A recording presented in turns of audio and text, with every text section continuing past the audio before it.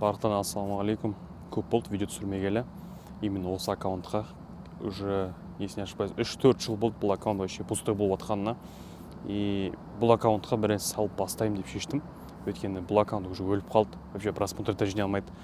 Но соңғы кезде мен стрим жасап отырып, именно осы аккаунтта GTA ойын ойнап отырып, и сол моментте менен майндсетім өшіп тастады, потому что әртүрлі музыкалар қосып отқан моменттен менің сол стрим салынып кеткен екен.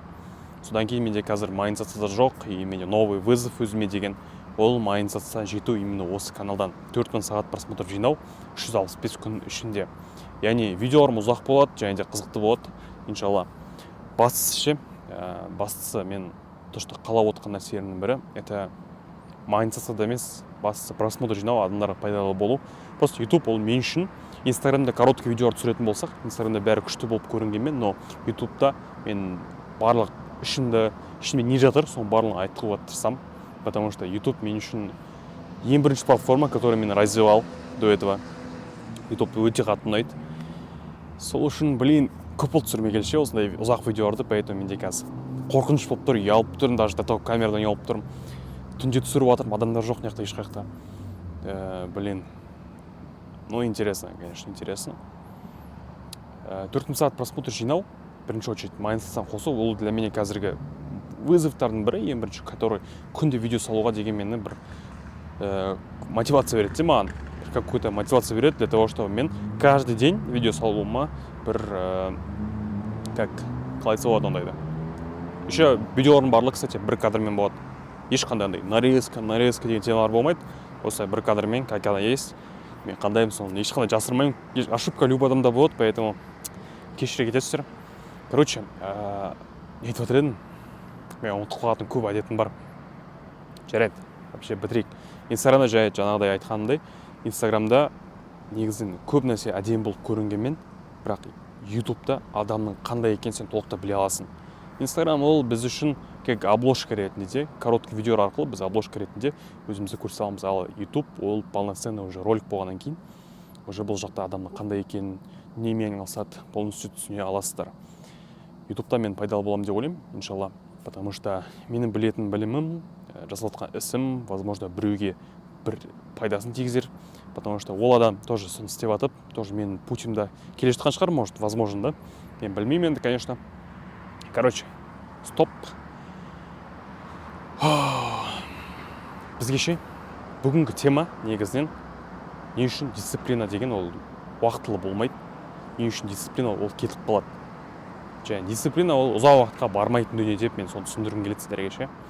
Потому что басында видео көріп аламыз, видео көріп 1-2 сағат мотивация, түнде особенно мотивационный видео көріп алып, мотивация толып, прям отжимайын, турник істегілерім келеді.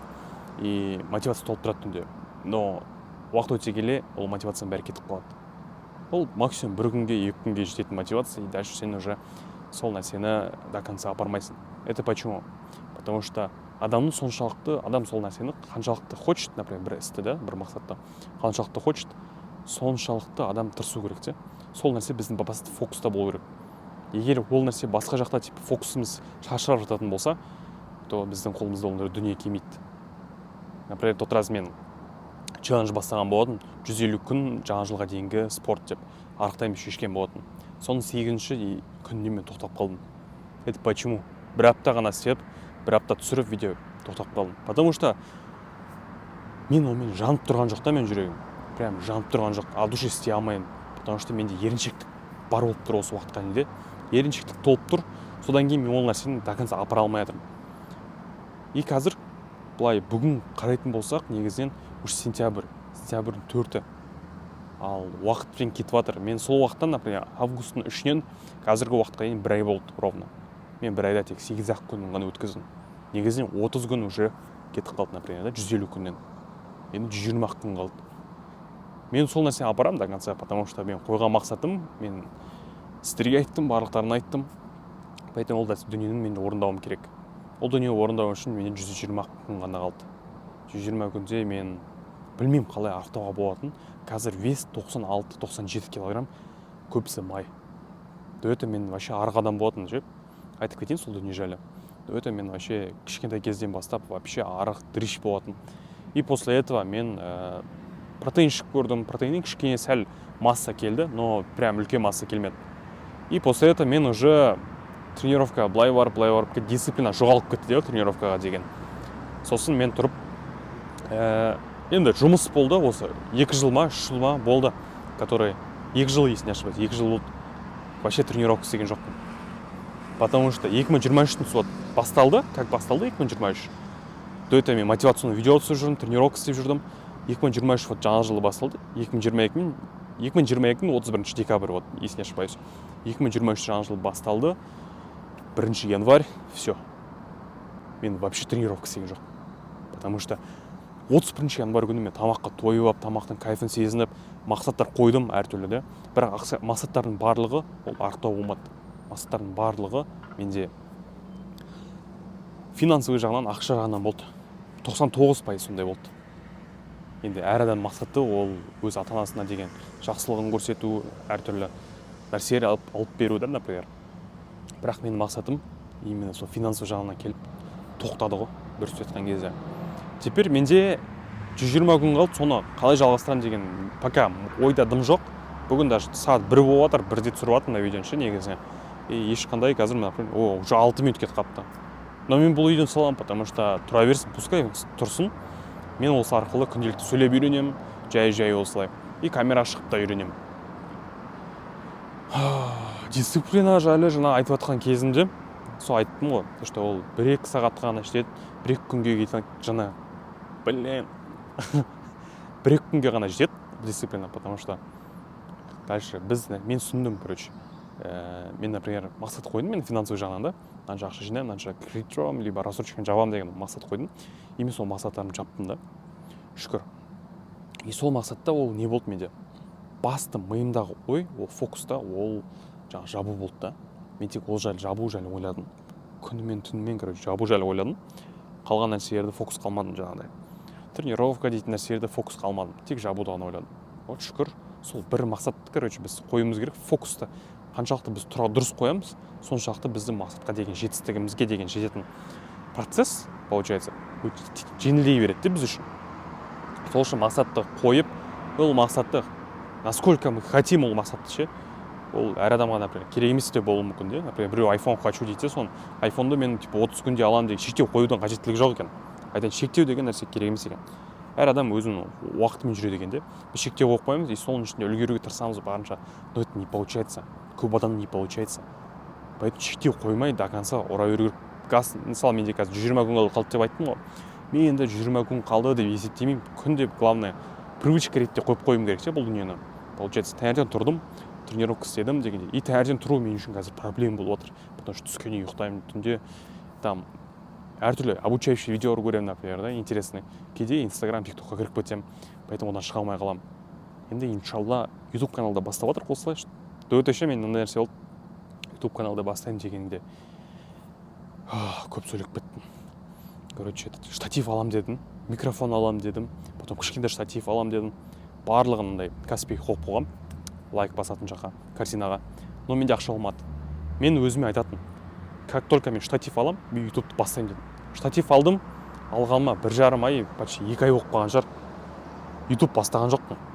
YouTube конкретно бастаған жоқпын. И тоже микрофон алдым, YouTube бастаған жоқпын. До этого бұрын менде мотивация бешеный болды, когда мектеп оқып жүрген кезде көптеген видеолар түсіріп жүрдім де. Но қазір өсе келе мотивация деген дүние кетеді екен де. Ол кезде Игорь Войтенко еліктеп жүрдім, ол ма ұнады, ол ма мотивация берді.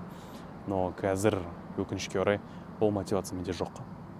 Для того, чтобы мотивацияны алу үшін бізге ең бастысы это өзімізбен өзіміз күресе білуіміз керек, таңертең ерте тұру керек. Андай ойлаймыз ғой, челлендж қоямыз таңертең ерте тұру деп.